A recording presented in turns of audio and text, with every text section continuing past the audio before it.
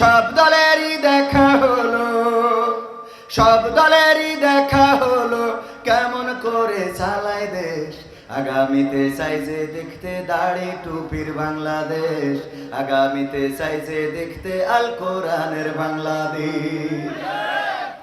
এমন নেতা চাই যে দেশে দুঃখ সবার বোঝে, গরিব দুঃখীর বাড়ি বাড়ি দুঃখ কষ্ট খোঁজে রে, দুঃখ কষ্ট খোঁজে। এমন নেতা চাই যে দেশে দুঃখ সবার বোঝে, গরিব দুঃখীর বাড়ি বাড়ি দুঃখ কষ্ট খোঁজে রে, দুঃখ কষ্ট খোঁজে। সব অধিকার ফিরিয়ে দিয়ে, সব অধিকার ফিরিয়ে দিয়ে আনবে দেশে খুশির লেশ।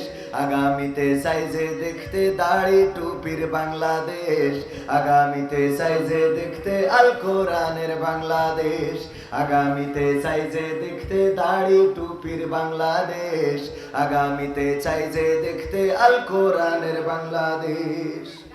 ভ্রান্ত মতে বাতিল পথে শান্তি খোঁজে যারা, রবের ভাষায় চোখ থাকিতে অন্ধ বধির তারা রে, অন্ধ বধির তারা।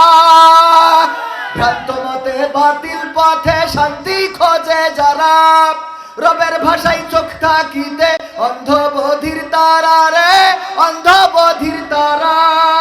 থাকলে অটল ভুলের পথে, থাকলে অটল ভুলের পথে, এহ পরকাল হবে শেষ। আগামীতে চাই যে দেখতে দাড়ি টুপির বাংলাদেশ, আগামীতে চাই যে দেখতে আল কোরআনের বাংলাদেশ, আগামীতে চাই যে দেখতে দাড়ি টুপির বাংলাদেশ, আগামীতে চাই যে দেখতে আল কোরআনের বাংলাদেশ। দুর্নীতি আর দুঃশাসন ভাই চলবে না এই দেশে, রুখে দিতে হবে তাদের আসলে ফ্যাসিস্ট বেশে রে, আসলে ফ্যাসিস্ট বেশে। দুর্নীতি আর সাদাবাজি ভাই চলবে না এই দেশে, রুখে দিতে হবে তাদের আসলে ফ্যাসিস্ট বেশে রে, আসলে ফ্যাসিস্ট বেশে। চললে আইন আল কোরআনের, চললে আইন আল কোরআনের, তবেই দেশটা চলবে বেশ। আগামীতে চাই যে দেখতে দাড়ি টুপির বাংলাদেশ, আগামীতে চাই যে দেখতে আল কোরআনের বাংলাদেশ, আগামীতে চাই যে দেখতে দাড়ি টুপির বাংলাদেশ, আগামীতে চাই যে দেখতে আল কোরআনের বাংলাদেশ। সব দলেরই দেখা হলো, সব দলেরই দেখা হলো, কেমন করে চালায় দেশ। আগামীতে চাই যে দেখতে দাড়ি টুপির বাংলাদেশ, আগামীতে চাই যে দেখতে আল কোরআনের বাংলাদেশ, আগামীতে চাই যে দেখতে দাড়ি টুপির বাংলাদেশ, আগামীতে চাই যে দেখতে আল কোরআনের বাংলাদেশ। আমাদের একজন ভাই বললেন দাড়ি পাল্লার বাংলাদেশ দেখতে চাই। আমি শুধুমাত্র একটা প্রতীকে সীমাবদ্ধ করতে চাই না, আমি বলতে চাই ন্যায় ইনসাফ সুবিচার এই বাংলার জমিনে কায়েম করার জন্য, আল্লাহর দিন আল্লাহর জমিনে প্রতিষ্ঠিত করার জন্য, যারা কোরআন বুকে নিয়ে, যারা আল্লাহর দিন বুকে ধারণ করে লালন করে, যারা রাসূলের সুন্নাত নিজেদের শরীরে ধারণ করে লালন করে আমাদের সামনে এসে দাঁড়াবে, আমরা প্রতীক যাই হোক আমরা তাদের লোক। বলেন ঠিক কিনা? এই সিদ্ধান্ত কি নিতে রাজি আছেন? কারণ আবার অনেক ভাই বলতে পারে যে এই মাহফিলে তো আমরা টাকা দিছি, আছে না নাই? এখন ওয়াজ মাহফিলে শুধু কি জামাত ইসলাম ইনভেস্ট করে? শুধু জামাত ইসলাম টাকা দেয়? অন্য দলও দেয় না? দেয় না? অন্য দল যারা আছে, চরমনা, আটরশি, ফুরফুরা, বিএনপি, জাতীয়তাবাদী, জাতীয় পার্টির জাতীয় অফিসে আবার মনে হয় আজকে আগুন লাগাই দিয়েছে। ওকে তো থাকার কথাই নাই দেশে, ওরা আছে কেন এটাই তো বুঝি না, কথা কয় না। ওবায়দুল কাদের না থাকলে এই এরশাদের ভাই কাদের থাকে কেন? ঠিক না বেঠিক?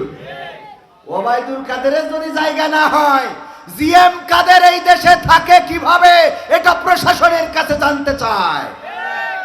কারণ এরা ফ্যাসিস্টদের দোসর, এরা ফ্যাসিস্টদেরকে চালিয়েছে। বলেন ঠিক কিনা? সুতরাং এইগুলোকেও আইনের আওতায় আনার দরকার আছে না নাই? বিচারের কাঠগড়ায় দাঁড় করানো দরকার। কোন পাগল ছাগল স্লোগান দিয়েছে তারে ধরে জেলে ভরে, আর বুদ্ধিমান না ধরিতে পাগল ছাগল। বুদ্ধিমানকে সব সেভ অ্যাক্সিড দেয়। কি এক্সিট? Save exit.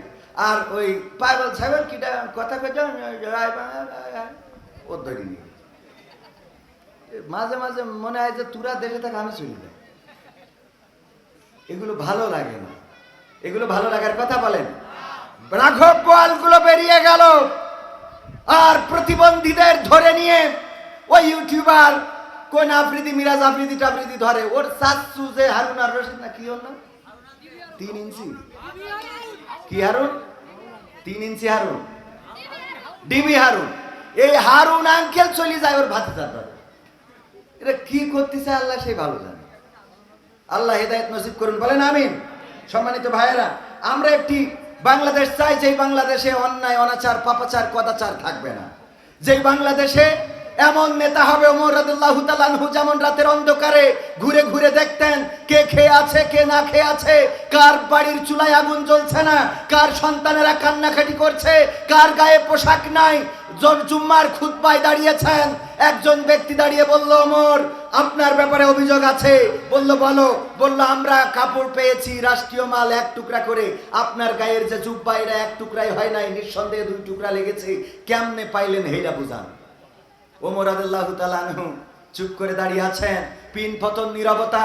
সবাই ভাবলো এবার মনে হয় ওর কল্লাটা পড়ে যাবে, ধর থেকে মাথাটা আলাদা হয়ে যাবে, কিন্তু না, হঠাৎ করে নীরবতা ভেঙে ওমর রাদিয়াল্লাহু তাআলা আনহুর সন্তান দাঁড়িয়ে বললেন আমি এবং আমার আব্বা দুইজনে 1 টুকরা করে কাপড় পেয়েছি, আমরা কন্ট্যাক্ট করে নিয়েছি, এবারের টুকরাটা আমি আমার আব্বাকে দিয়েছি, আগামী বাজেটে যেটা আসবে সেই বাজেটের টুকরাটা আব্বা আমারে দেবে, আমার টুকরা নিয়ে আমার আব্বা কাপড় বানাইছে, দুর্নীতি করে নাই।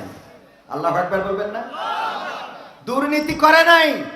এবার মুসাল্লিরা চিন্তা করলো যে আর তো রক্ষা নাই, যা একটু বাঁচার ভরসা ছিল, এখন তো ওমর রাদিয়াল্লাহু তাআলা আনহু যে দুর্নীতি করে না সেটা তো প্রকাশ হয়েই গেল। ওমর রাদিয়াল্লাহু তাআলা আনহু কিছু বললেন না, বললেন আপনাদের সবার এখতিয়ার আছে, অধিকার আছে আমার ব্যাপারে এমন করে জবাবদিহিতা করার। বলেন আল্লাহু আকবার। এমন নেতার দরকার আছে না নেই? নেতা এমন হতে হবে, যদি এমন নেতা জবাবদিহিতা করার অধিকার যদি থাকে, সেই নেতা যেই হোক আমরা সেই দলের লোক। মনে থাকবে? নাঙ্গল নৌকা সব দেখা শেষ, নাঙ্গল নৌকা সব দেখা শেষ, দেখা হয়েছে ধানের শীষ, দেখা হয়েছে ধানের শীষ, এবার না হয় ভালোবাসা। বলবো এটা গাবো গাবো। নাঙ্গল নৌকা সব দেখা শেষ, নাঙ্গল নৌকা সব দেখা শেষ, দেখা হয়েছে ধানের শীষ, দেখা হয়েছে ধানের শীষ, এবার না হয় ভালোবাসা, দাড়ি পাল্লায় ভোটটা দি, এবার না হয় ভালোবাসা, দাড়ি পাল্লায় ভোটটা দি।